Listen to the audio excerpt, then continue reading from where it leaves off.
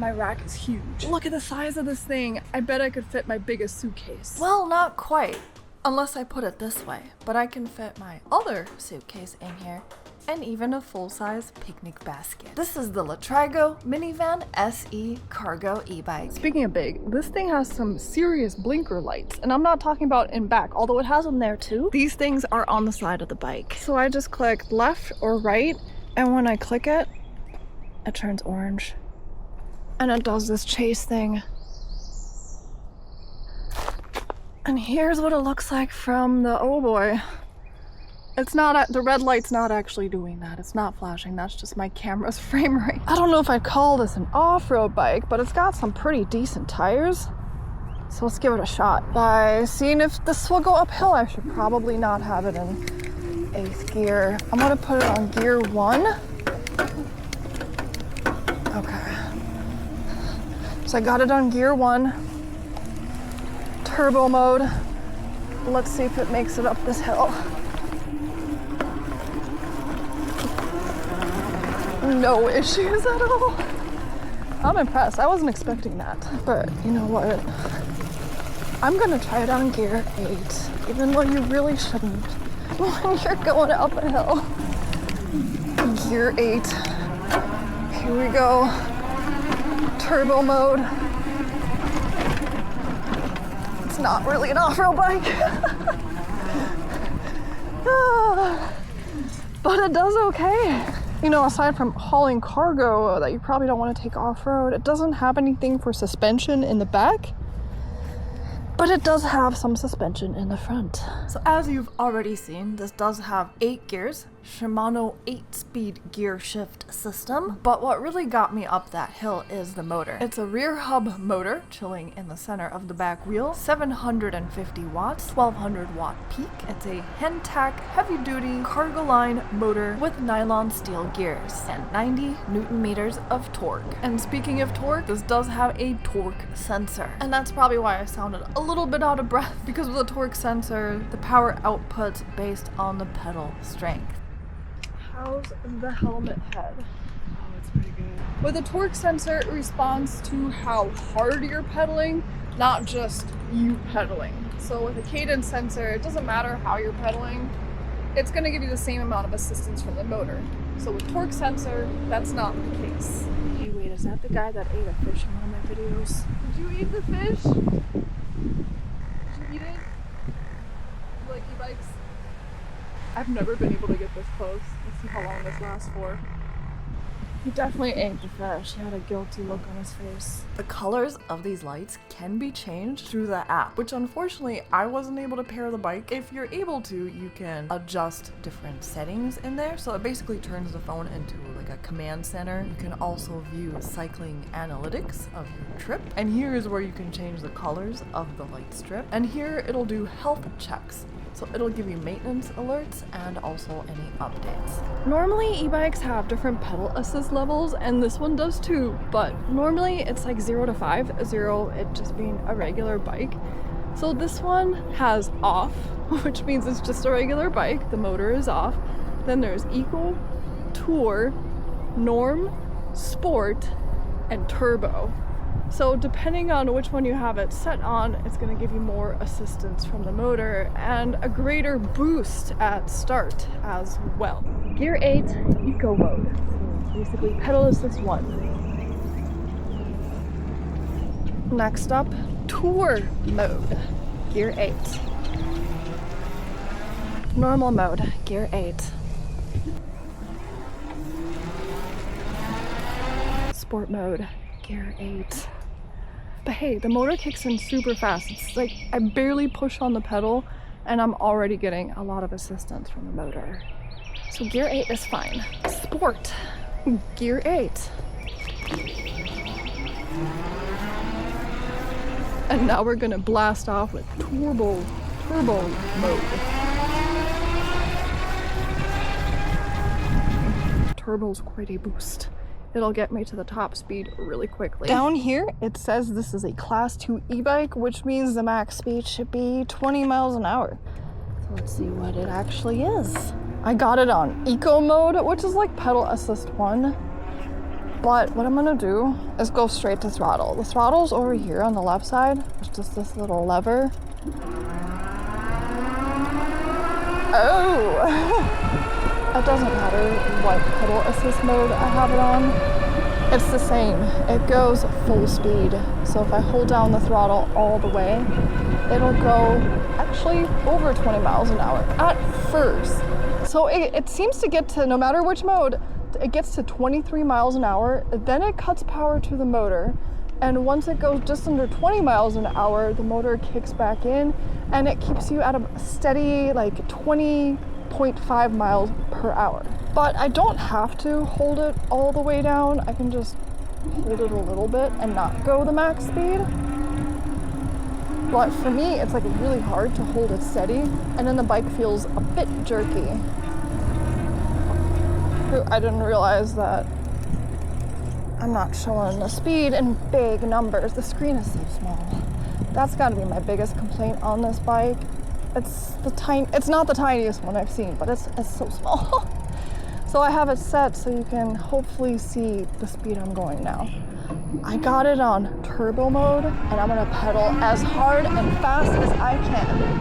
Even with pedaling, it does the same thing. It goes past 20 miles an hour, and then it cuts power to the motor, and then once you're below 20 miles again, the motor will kick back in. So at first you kind of get a boost, and then it levels out to about 20 to 20.5 miles per hour.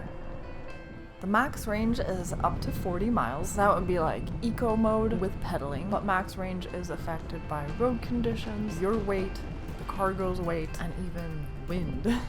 So in ideal conditions, it can go up to 40 miles. I really like how it displays the battery life in percentages and also gives you a little picture of the battery. Up above the mileage, it kind of shows you how much power you're drawing as you're biking, but it doesn't actually give you a number. So after doing this little test and putting 10.6 miles on the bike, I still have 86% of battery life left. I've seen this style of kickstand before on another cargo bike. So how it works, you just put it down and then I keep my foot there. Whoops. I keep my foot there and kind of push the bike back. And then to undo the kickstand, I put my foot in the front and push the bike forward. I've tried to put down the kickstand while I'm on the bike because I was able to do that before when I tested a cargo bike. But with this, I'm really struggling. While I'm struggling on pavement, I haven't been able to do it, but I have been able to do it on grass. There's a bug on my lens. That's probably gonna mess up this video. Get off my lens, get off of there. Ugh, that's not water. According to Letrigo, the recommended height for this is 5'2" to 6'3". For reference, I'm 5'8", and the bike fell just perfect. The weight of the bike is 71 pounds, and the max payload 450 pounds. 71 pounds without the basket. And because it's a cargo bike, you can actually put a decent amount of that weight in the back. That's pretty much everything I wanted to talk about. My favorite feature on this bike, the light strips. I've never seen that before. I think it's really cool and super easy to use. It's kind of nice how it has a torque sensor and not just a cheap cadence sensor. It just makes it feel like a more expensive bike. And it's not exactly a cheap bike either. The retail price on this is $1,899. And with the basket, it's a little more. But anything with a torque sensor is usually more money. Hydraulic disc brakes are really nice. They do require a little bit of maintenance because they operate on fluid instead of a cable. But the plus side to that is they're more responsive with more stopping power. I really just wish the app would have worked for me because I really wanted to play around with those lights. That I would like to see working, and the little tiny screen, I'd like to see it bigger. Next up, I'm gonna do my cheesy outro, unbox the bike, assemble what needs assembly, and finally go through some basic functions in the menu. It keeps getting worse. Which means it's time to toodaloodly-loo myself home and into the shower. So that's it. If you're interested in the Letrigo Minivan SE, I'll have a link down below in the video's description. Oh yeah, and I will have videos besides bike videos coming soonish. I just have a few more bikes to get through. It's getting too hot. I gotta start limiting how many videos I do in the summer, because I can't take this heat. It's too much. I can't do it. I just can't. I'm sorry. So we'll see what I come up with. Check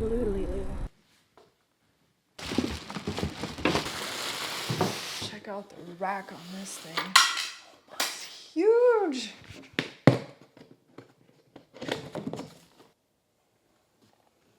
$11 out of 10 stars for this. I've never seen anything like it. I was confused at first, but you just pinch the center and it.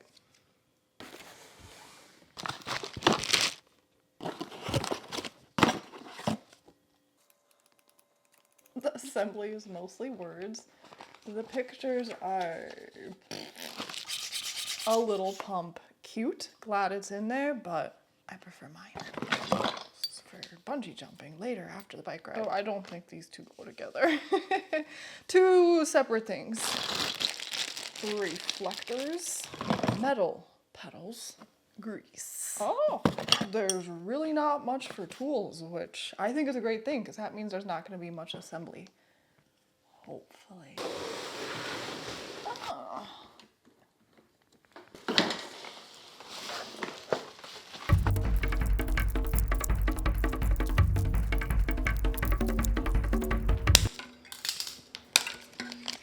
This is a quick release. It does look really dinky, but this isn't actually holding the weight of the bike. So first I gotta remove this. Take out the spring. I gotta pop this off. So to do that, I'm gonna stick in the quick release and just pop it like that. The spring goes back on the same way.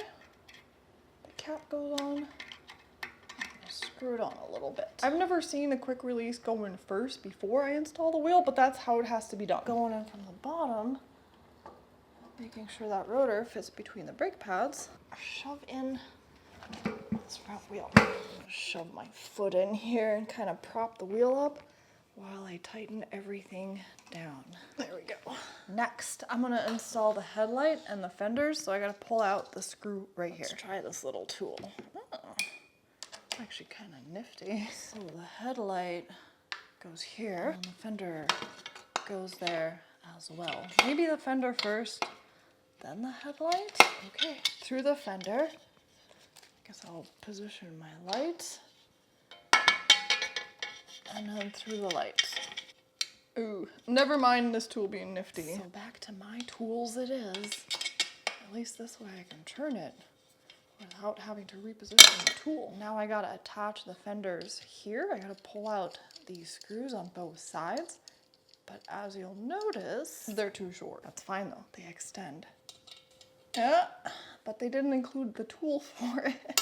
There we go. I'm gonna attach this first and then see what length I need. There's a little more room than that. Okay, next, the handlebars. I'm gonna grab this and pull it to the front. I guess I can always readjust it later if it's not perfect. For now, and I know you can't see them, there's screws on the other side of this that and I'm gonna tighten. And then this is adjustable as well. I am not strong enough to undo this. I did it. So now that that's loose, I can move this up. Not yet. It's not loose enough. But once I get it looser, I can move this as far as this. Let's put it right there. This part has 4 screws that need to come out.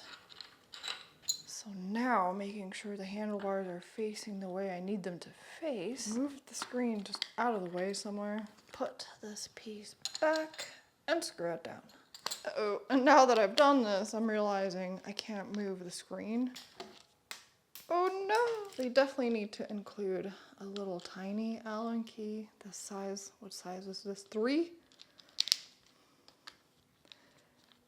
Because I'm already finding 2 areas, oh gosh, where it's needed. But if I want the screen to work, I gotta attach it to this. Oh yeah, for some reason, there's a spring that goes here. Never seen that. I don't know if I'm strong enough to pull this thing. Yeah. In their assembly video that they have on YouTube, there was a protective cover that goes over it, but I didn't get one. The left pedal screws on counterclockwise, and then the right one will go on clockwise. Final part, is installing this giant basket. It is huge. There's two different little bags of screws. One's longer, one's shorter. The shorter one is for the basket because I still have to put the wood back on. Go ahead and screw these in. I don't think you need me to show you how to screw in screws. And lastly, I just gotta screw down this board. And that's it. Basic functions are just power button. You hold it for on or off, plus and minus to change the different pedal assist modes. And then these are the blinkers. To turn off a blinker, you just click it again. And this is the throttle. To turn on the headlight, you have to have this off, no pedal assist modes. And then you hold down the plus button. Turn it off, same thing, hold it. And on the little screen, by clicking the power button, you can view different things like your trip time, total trip, max speed, average speed, and calories. Calories burned, that's kind of cool. To get into the menu, hold down plus and minus. In here, I can change basic settings like the time format, current time, the units, whether you want it in kilometers or miles. I can also change the e-bike settings. I can clear my trip. This is how many minutes before the bike turns off. I can have the headlight automatically turn on and off. I'm not really sure what backlight does because I'm not seeing any changes. Maybe I actually have to set it. Yeah, I'm not really sure what the backlight did because I didn't see any changes. Maybe it's just the brightness of the screen. So to set it, I just pick whatever I want. I click on the power button and just go to the next thing. Here I can mess around with the speed limit. Let's see if it goes any faster. Nope, it doesn't seem to do anything. I can put in a password. I can reset everything to factory settings. There's also advanced settings. I don't think I need to mess with the wheel diameter or any of this, but I guess you could. And that's that. For me, app connection is just not working. And then information on the bike.